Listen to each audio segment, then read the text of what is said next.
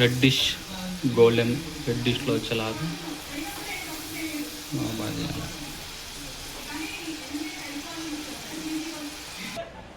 ఇది చింతపండుని ఉడకబెట్టేది పొయ్యి మీద.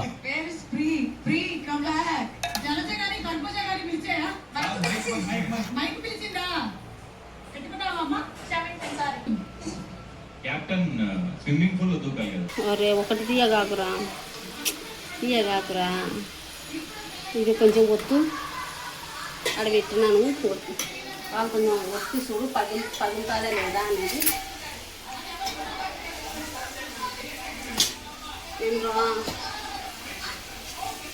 ఇంకా పగలట్లేదు. పగలేదా అంటే మొత్తం ముక్కల వలన ముక్కలు కానీ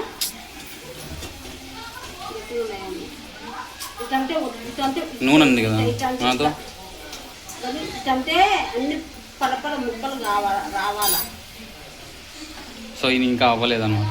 సో ఇంకా కొంచెం బాయిల్ చేయాలి దాన్ని ఆయిల్లో. చేత పట్టుకొని ఇంకా ఉంది మా ఆయిల్ ఉంది. ఇట్లా పట్టుకుంటే ఇట్లా వస్తున్నాయి. ఇట్లా అయిపోవాలన్నమాట. ఇట్లా వస్తే అప్పుడు బాగా అయినట్టు. సో అయినాయి ఇవన్నీ. ఇప్పుడు తీసింది కాబట్టి మా అమ్మ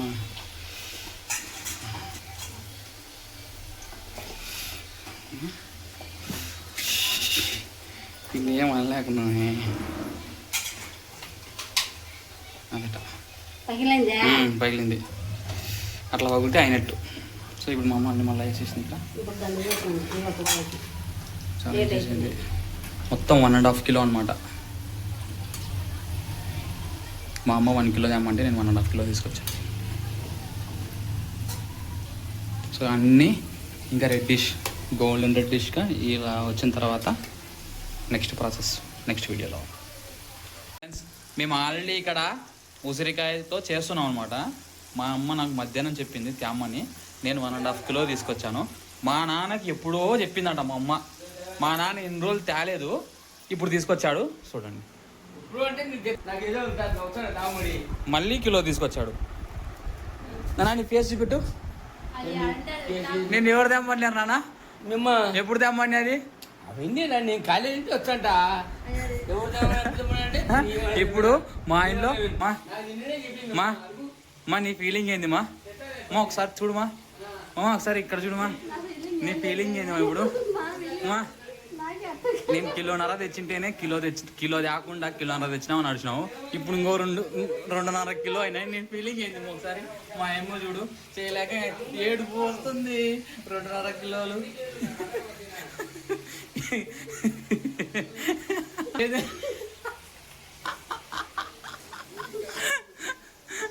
ఎడో పక్క రెడీ అవుతున్నాయి. ఆడ మళ్ళీ మా నాన్న తీసుకొచ్చినాడు.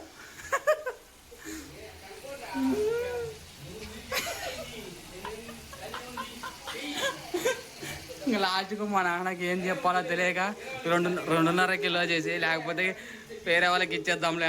ఇంకో 1 కిలో ఫస్ట్ నీళ్ళలో ఇట్లా నానేయాల. ఫస్ట్ సారి తీసినప్పుడు నేను చూపించలేదు. సో ఫస్ట్ మొత్తం వాటర్లో వేసుకొని క్లీన్ చేసుకొని మొత్తం ఇట్లా క్లాత్ మీద ఆరబెట్టాలన్నమాట. ఇవి ఆరాల మొత్తం.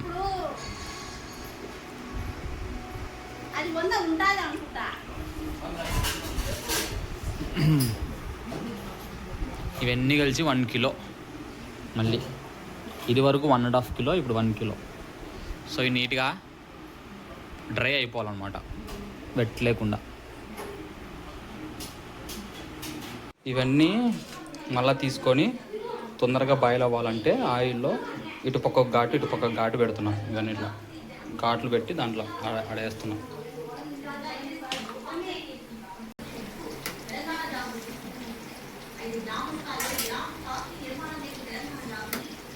సో ఇట్లా 2 సైడ్ ఘాట్లు పెట్టుకున్నాం. 2 సైడ్ పెట్టుకుంటే ఇంతలా ఉన్నాయి బోనాలు. క్యాన్టీన్ పెట్టుకోవి ఇవి ఉడికాక చాలా టైం పడుతుంది. గొంతు పట్టుకున్నారు లేదా బోండాలు టైప్లో వేసుకున్న బోండా. చింతపండు నానబెట్టుకున్నాం. మళ్ళీ ఈ చింతపండును గుజ్జు తీసి బాయిల్ చేయాలి. మళ్ళీ బాయిల్ చేస్తే ఇలా అవుతుంది. కట్ చేస్తే ఇలా పగిలిపోతుందంటే అయినట్టు. సో ఇంకా మా అమ్మ తిప్పేస్తుంది. 2 సైడ్స్ కట్ చేయడం వల్ల ఫాస్ట్గా ఉడుతుంది. అవి మనం కచ్చా వేచాక కుట్టమన్నావు. మెత్తగా ఏం అవసరం లేదు కదా.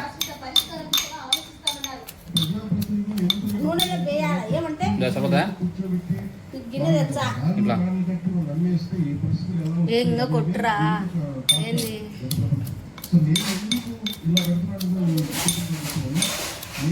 కదా కొట్టాల.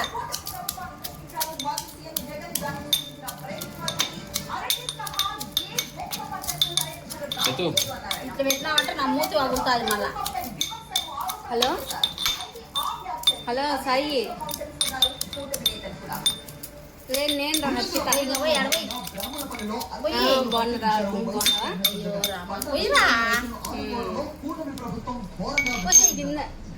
అవునా, వస్తాడు కొంచెం పనిలో ఉన్నాడు. ఊరగాయ పెడతాడు. ఊరగాయ ఆఫ్ చేస్తా. ఇట్లా కచ్చాబచ్చిగా దంచుకోవాలన్నమాట.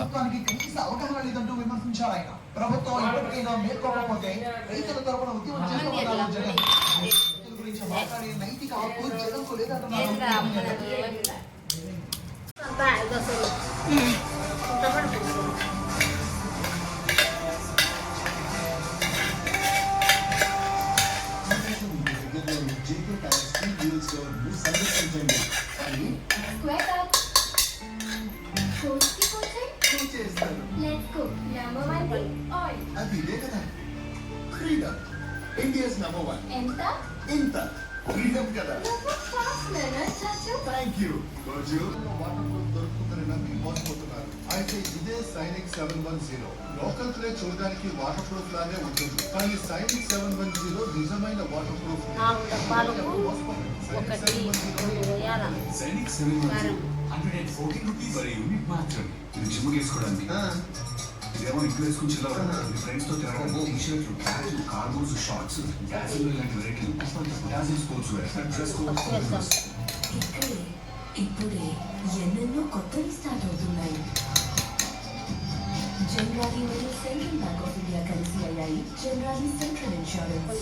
ఉంటాను మీరు ప్రేమ ప్రతిదానికి ప్రొటెక్ట్ చేసేందుకు. జనరల్ సెంట్రల్ ఇన్సూరెన్స్ మీ లైఫ్ టైం పార్ట్నర్. నువ్వు మళ్ళీ దాంట్లో పెట్టాకు అయ్యింది టైమ్. లక్షలాది మందికి మన తెలుగు మ్యాట్రిమోనీ ద్వారా వివాహాలు జరిగాయి.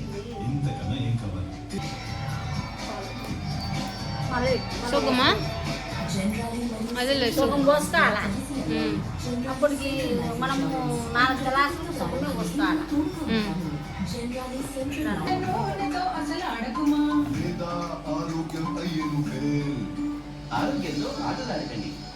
మళ్ళీ సుఖం వేసినావు మళ్ళీ వేస్తున్నావి. 8 గ్లాసులు ఉన్నాయి.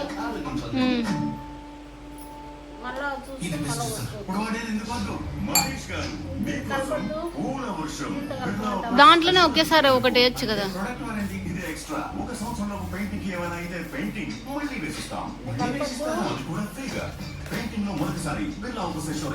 ఉప్పు లాస్ట్లో వేసుకోవచ్చు. ఇప్పుడే వేసినాం అనుకో మళ్ళీ ఉప్పు కషం అయితే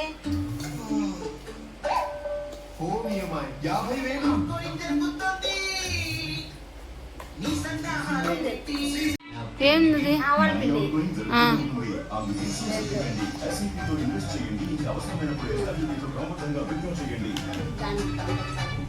మ్యూచువల్ ఫండ్ పెట్టుబడులు మార్కెట్ నష్టాలకు లోబడి ఉంటాయి. పథకానికి సంబంధించిన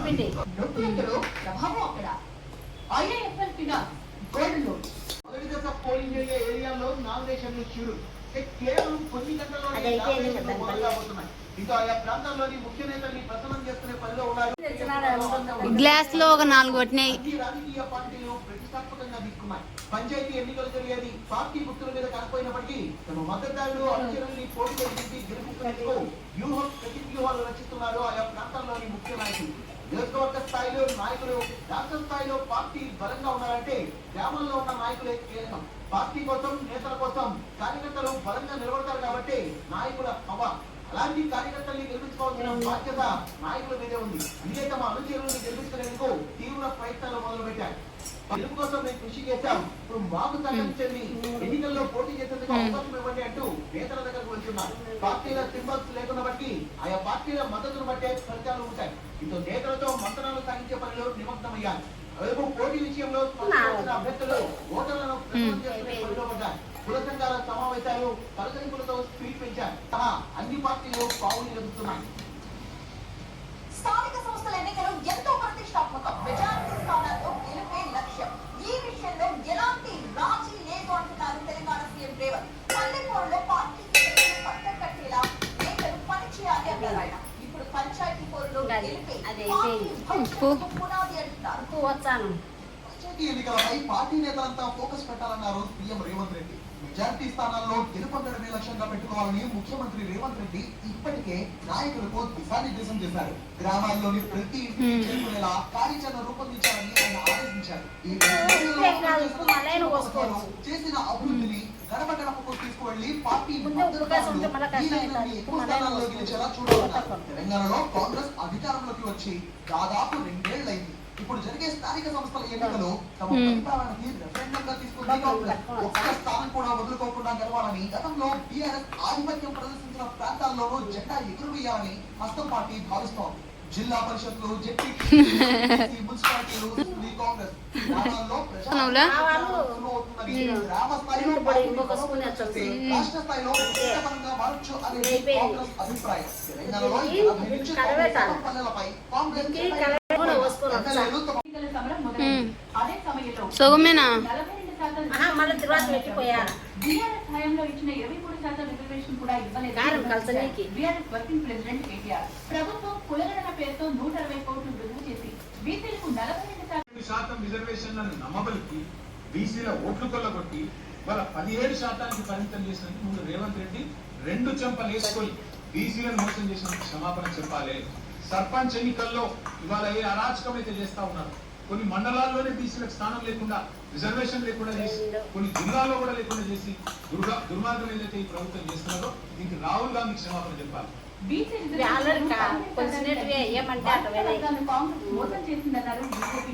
మండలం యూనిటీగా తీసుకోకుండా జిల్లా యూనిటీగా తీసుకొని ఏ రకంగా బీసీలకు అన్యాయం చేస్తున్నారో ప్రభుత్వం తీవ్ర మూల్యం చెల్లించుకుంటుంది. బీసీలు తిరగబడ్డారు. ఎన్నికల్లో పార్టీ పరంగా జరిగిన ఎన్నికలు గెలిపిస్తామని చెప్పి ఇంతకంటే ఇంతకంటే బీసీలు అవమానపరచడం అసలు ఎక్కడ కూడా పార్టీల పరంగా సింబలే ప్రస్తావన లేదానికి మీరు పార్టీ పరంగా తగ్గించడాన్ని నిరసిస్తూ విద్యానగర్ కాలనీలో ఆర్ కృష్ణయ్య ఆందోళనకు దిగారు. పెట్టినా నాకు సపరేట్ కారం సపరేట్ నూనె పోయద్దు నూనె పోయింది రిజర్వేషన్ పెడతామని చెప్పి ప్రకటించారు. తీరా నూనె పోస్తే వస్తుందిలే, పచ్చిగా ఉంది. అది ఇంకా లేదు కాబట్టి నీకు అట్లా ఉంది. నూనె పోయాలా ఉంటా వేసుకొని వచ్చి ఆ నూనె దీంట్లో పోయాలా, దానికి సపరేట్ పోతా నూనె, ఆ ఉండే నూనె దీనికి పోయాలా, పోచి అప్పుడు కలుసుకుంటుంది.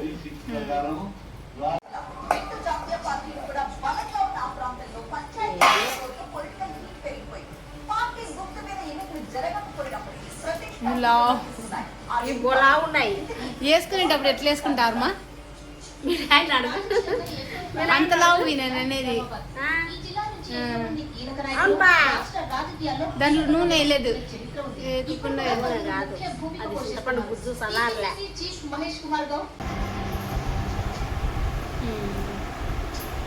నూనె పోసినాక దీంట్లో వేద్దామని దీంట్లో ఏం చూసి పాప ఊడుతుందిలే, ఊడినప్పుడు మన పైకి వస్తుంది. ఇగో ఇంతుంది నూనె అవుతుందని చేసినప్పుడు దీనికి వచ్చా. దాంట్లో ఏమేమి మామూలుగా ఆవాలు ఇవే కదా.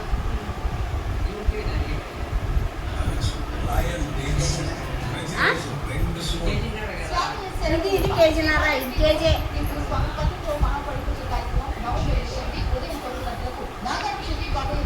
నాన్న కేజీన్నర ఇచ్చినావా? నాన్న కేజీ తెచ్చింది. మీ నాన్న కేజీ పాప తెచ్చింది నూనె అడుగు వేయించాం నూనె గంటకన్నా చెయ్యే మేలు. నేను అందుకే చెప్పిన మళ్ళీ అందుకే వచ్చినాక మళ్ళీ చేయి కడుక్కుంటే కాని పని